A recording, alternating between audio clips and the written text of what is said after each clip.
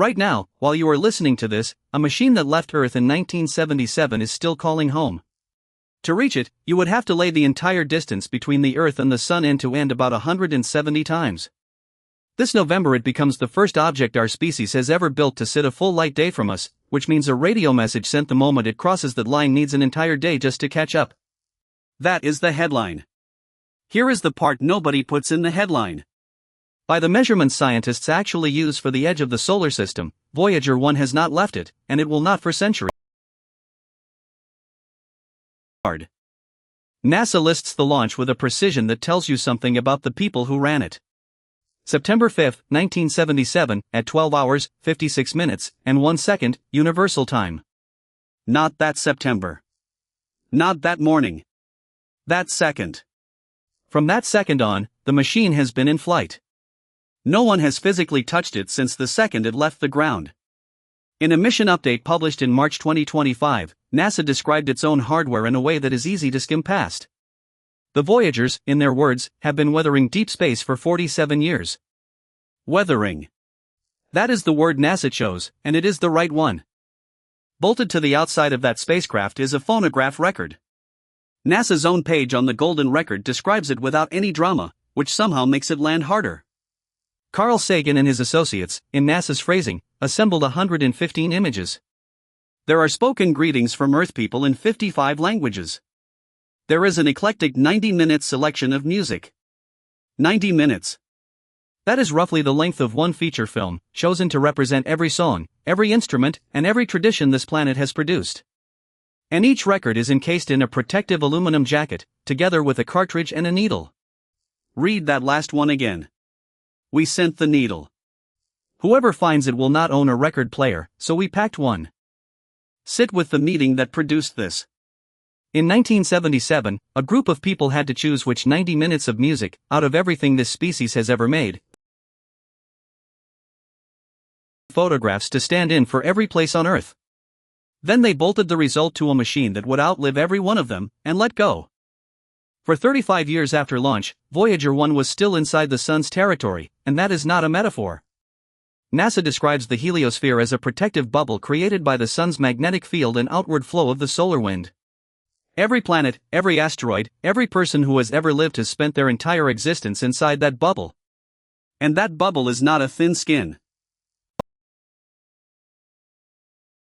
The whole time, before it reached the far side. 35 years of flight just to get out of the Sun's own weather. On August 25, 2012, Voyager 1 crossed out of it, and became the first thing we have ever made to exit the heliosphere and begin measuring the interstellar environment. Here is what that actually looked like from on board, which is to say, nothing. There was no wall and no line painted in space. What the instruments showed was an increase in cosmic rays, the particles that originate outside the heliosphere, and decreases in helios. Later, Voyager 1's plasma wave subsystem detected oscillations in the plasma surrounding the spacecraft, which indicated that Voyager 1 was moving into an increasingly dense region of plasma. In plain language, the stuff it was flying through started ringing at a different pitch, and the pitch is how we knew. So it left the bubble. That is not the same thing as leaving the solar system, and this is where the story turns over. NASA is direct about it. Scientific consensus, in their words, says the solar system goes out to the Oort Cloud, the source of the comet. The Oort Cloud is a shell of icy debris wrapped around everything, and its size is where your intuition gives up. Astronomers measure it in astronomical units. 1 unit is the distance from the Sun to Earth, about 93 million miles. NASA states that the inner edge of the main part of the Oort Cloud could be as close as 1,000 of those units, and the outer edge is estimated to be around 100,000. Try to feel the gap between those two numbers. If the inner edge of the Oort Cloud were 1 mile away from where you are sitting, the outer edge would sit 100 miles out, and every step of that 100 miles would still be inside the solar system. Divide NASA's November distance by NASA's own value for 1 unit, and Voyager 1 comes out at roughly 173 of them. Not 1,000. Not 100,000. 173. And NASA has published a number for how long the rest of that trip takes, using the sibling probe rather than this one. In NASA's own words, it will take about 300 years for Voyager 2 to reach the inner edge of the Oort Cloud, and possibly about 30,000 years to fly beyond it. address. Which raises the only question that actually decides this story. How long can it keep talking? Not long enough. Voyager 1 does not run on sunlight. It runs on heat. NASA's engineers describe the power source as a radioisotope power system that generates electricity from the heat of decaying plutonium. 3 generators, each producing about 158 watts of electrical power at launch. And then the sentence that governs everything else. Each year. For watts a year, every year, since 1977, out of a budget that was never large to begin with. So the people running this mission have spent years doing something that is hard to say out loud. They have been switching off its senses, one at a time, to keep the rest of it alive. In that March 2025 update, NASA said engineers had turned off the cosmic ray subsystem experiment aboard Voyager 1 on February 25, and would shut off Voyager 2's low-energy charged particle instrument on March 24. 3 science instruments would continue to operate on each spacecraft. And with that conservation plan in place, engineers believe the 2 probes could have enough electricity to continue operating with at least 1 science instrument into the 2030s. At least 1 instrument. That is the goal now. The plan was never to repair it. The plan is to decide, in order, which parts of it go quiet. And it is, right now, still talking. NASA's mission page states it plainly. Voyager 1 continues to communicate with NASA's Deep Space Network and send data back.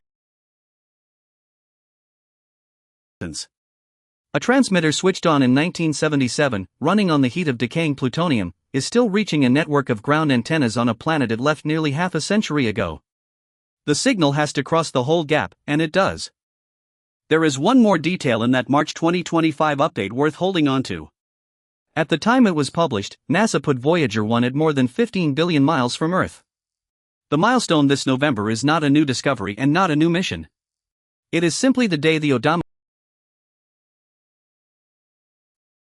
Which brings us to a sentence NASA has published with exactly the same unnecessary precision as the launch time. On Wednesday, November 18, 2026, at 2 hours 16 minutes and 7 seconds in the morning Pacific Time, NASA's Voyager 1 spacecraft will be 16,094,799,096 miles away from Earth. Or, in NASA's own framing, the distance light travels in 24 hours, also known as 1 light day. They add that Voyager 1 will be the first human-made object to reach this distance from Earth, adding 1 light day. Light is the fastest thing there is, and it needs a full day to cross the gap between us and something we built. Send a signal at that moment and it arrives tomorrow. And the machine is still in the front yard.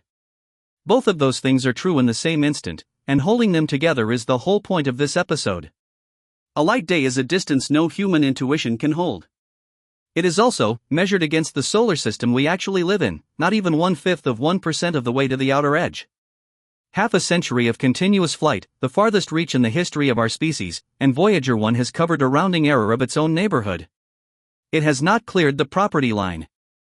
The honest reading of that is not failure.